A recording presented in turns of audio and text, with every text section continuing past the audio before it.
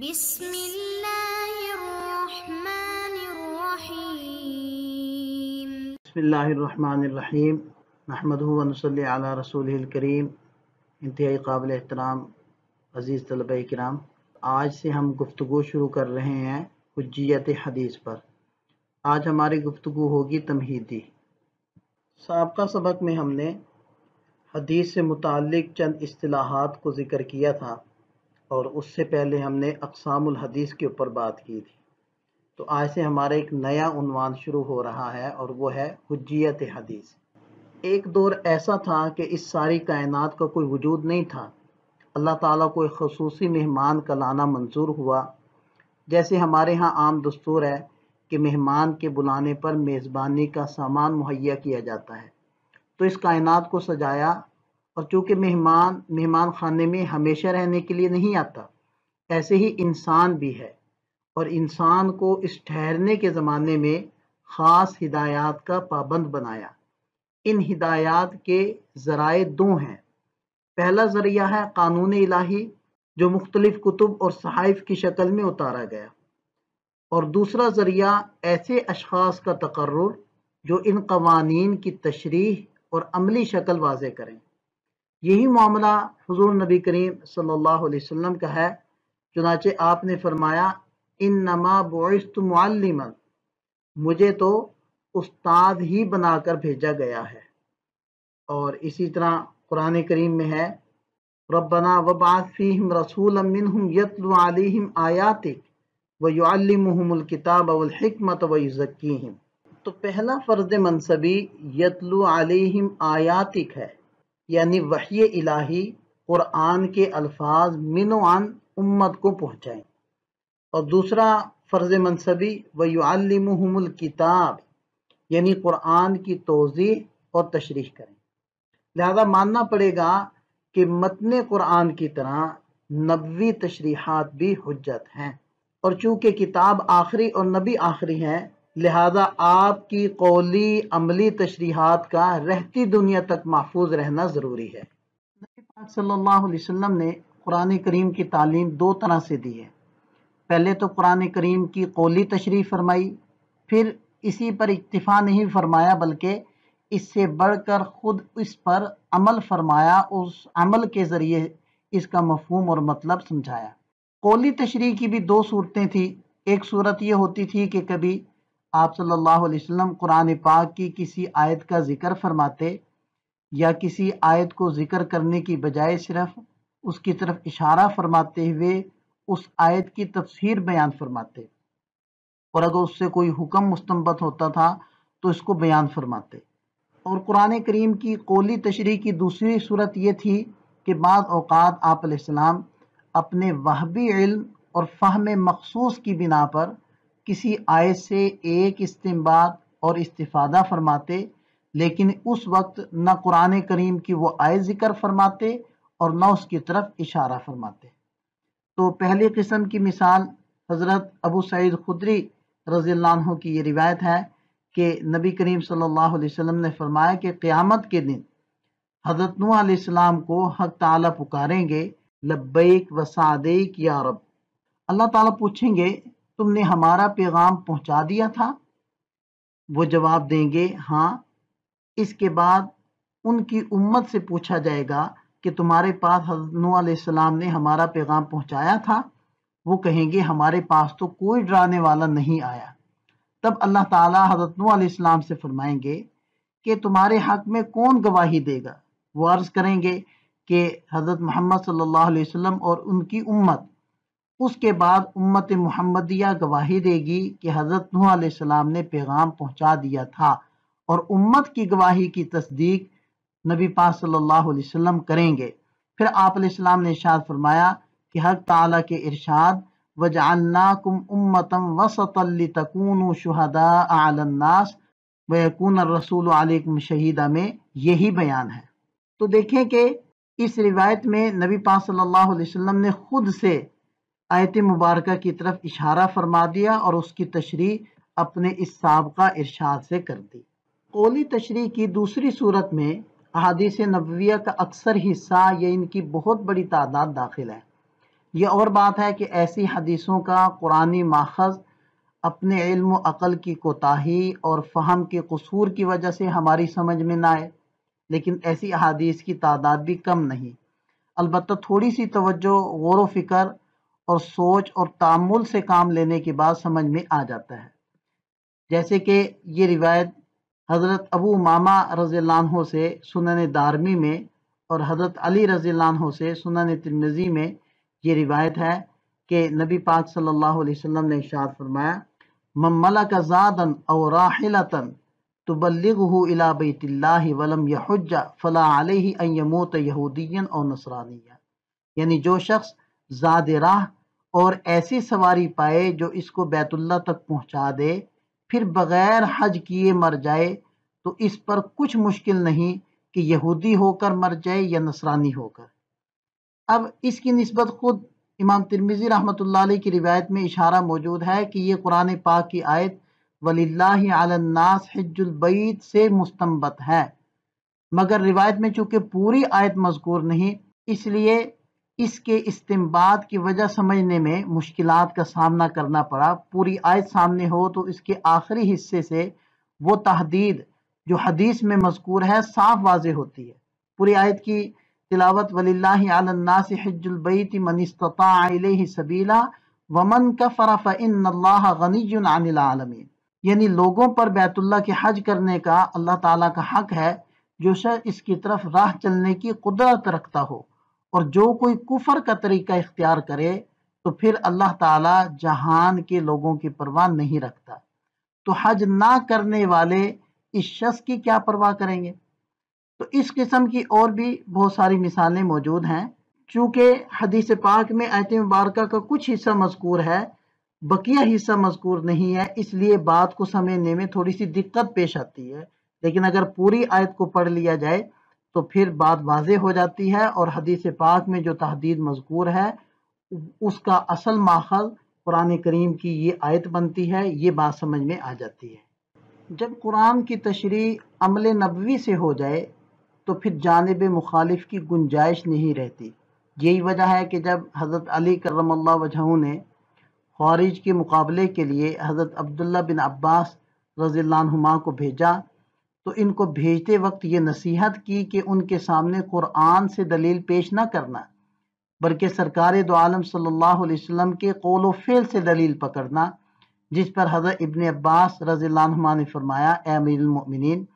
مجھے تو نبی پاک صلی اللہ علیہ وسلم نے اللہم علمہ الکتاب، یعنی اے اللہ ابن عباس کو کتاب یعنی قرآن مجید کا علم عطا فرما، یہ دعا دی ہے، تو آپ مجھے میرے اصل مضمون سے کیوں روک رہے ہیں؟ اس پر جناب حضرت علی رضی اللہ عنہ نے فرمایا کہ قرآن چونکہ اساسی اور دستوری کتاب ہے، اس کی ایک ایک آیت بڑی جامع اور کئی کئی معنی پر فٹ ہو سکتی ہے۔ اب اگر تم قرآن سے دلیل پکڑو گے تو وہ اسی آیت سے دوسرے مضمون کو ثابت کرنے کی کوشش کریں گے، کیونکہ القرآن ذو الوجوہ، یعنی قرآن کئی وجوہ اور معنی رکھنے کی بنا پر وہ ایک دوسرے مضمون کو ثابت کرنے کی کوشش کریں گے جو لغت کے لحاظ سے بھی صحیح ہوگا۔ لیکن اگر سنت رسول صلی اللہ علیہ وسلم سے دلیل پکڑو گے اور آپ علیہ السلام کے قول و فعل سے حجت پیش کرو گے تو جانب مخالف کی گنجائش نہیں رہے گی اور حق واضح ہو جائے گا۔ تو بہرحال آپ صلی اللہ علیہ وسلم نے قرآن کی عملی تشریح فرمائی ہے، جس کی صورت یہ ہوتی تھی کہ قرآن کریم میں ایک حکم نازل ہوا، آپ علیہ السلام نے اس حکم پر عمل کر کے لوگوں کو دکھایا، جس کی وجہ سے الفاظ قرآن کا مفہوم بھی متعین ہو گیا، اور جس بات کا حکم ہوا ہے اس کا عملی نقشہ بھی آنکھوں کے سامنے آ گیا۔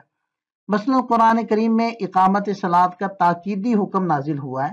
اور اس کے ارکان اور بعض اجزاء ترکیبی مثلا قیام، رکوع اور سجود وغیرہ کا ذکر بھی قرآن کریم میں بیان کیا گیا ہے، مگر اس کے اجزاء کو خاص ترتیب کے ساتھ ادا کرنے کی پوری ترکیب اس میں کہیں بھی ذکر نہیں کی گئی۔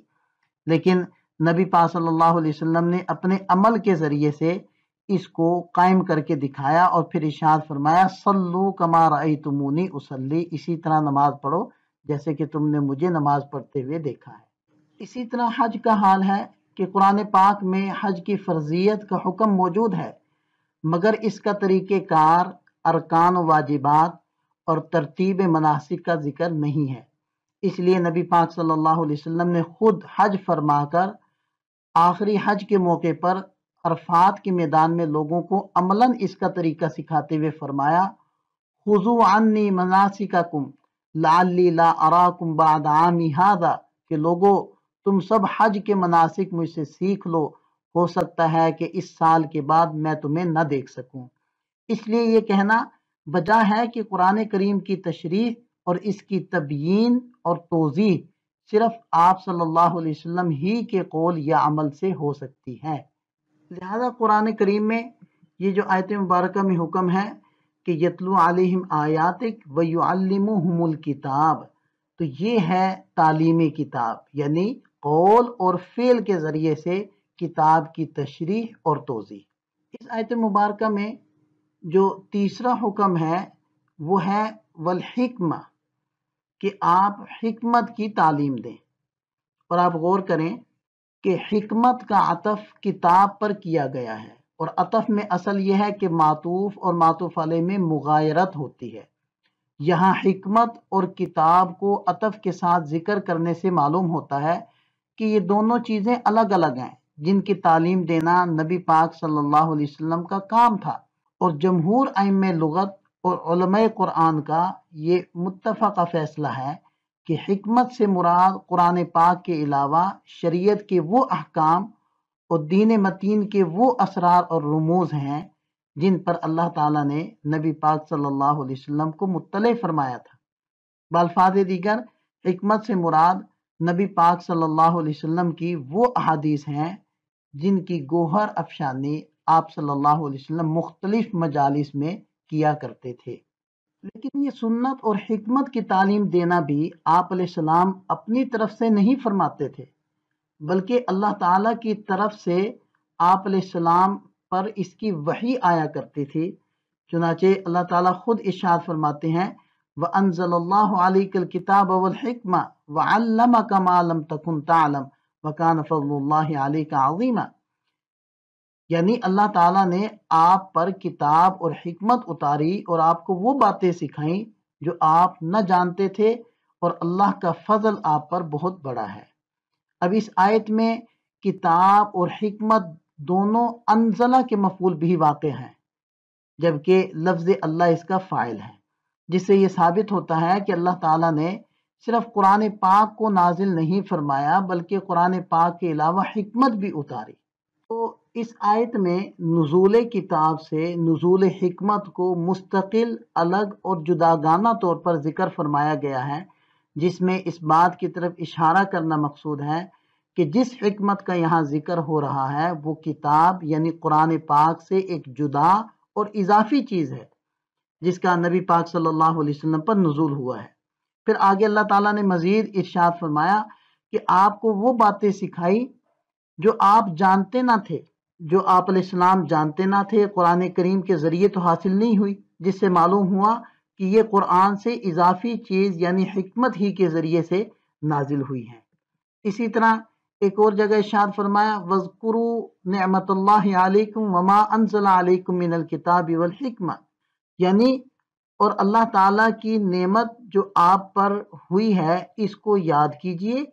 اور اس کو جو آپ پر کتاب اور حکمت نازل ہوئی ہے۔ اس آیت مبارکہ میں الکتاب اور الحکمت دونوں کو وما انزل علیکم کا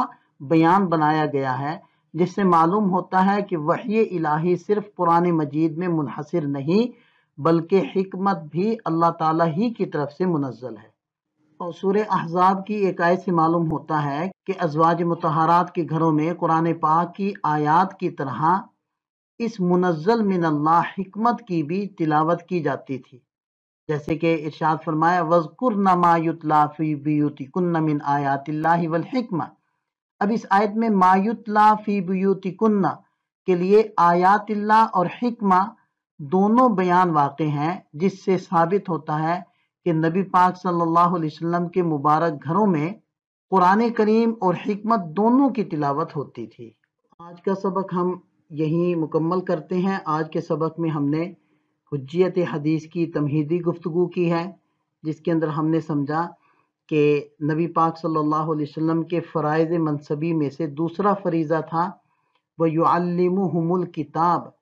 کہ ان کو اللہ کی کتاب کی تعلیم دیں، جو آپ علیہ السلام نے اپنے مبارک ارشادات کے ذریعے سے دی ہے اور اپنے عمل کے ذریعے سے بھی دی ہے۔ اور اسی طرح آپ علیہ السلام کو حکمت کا علم بھی دیا گیا، اور حکمت سے مراد آپ علیہ السلام کی سنت ہے اور آپ علیہ السلام کے فرامین ہے۔ تو اس آیت مبارکہ سے پتہ چلتا ہے کہ آپ علیہ السلام کے ارشادات بھی قرآن کی طرح حجت ہیں۔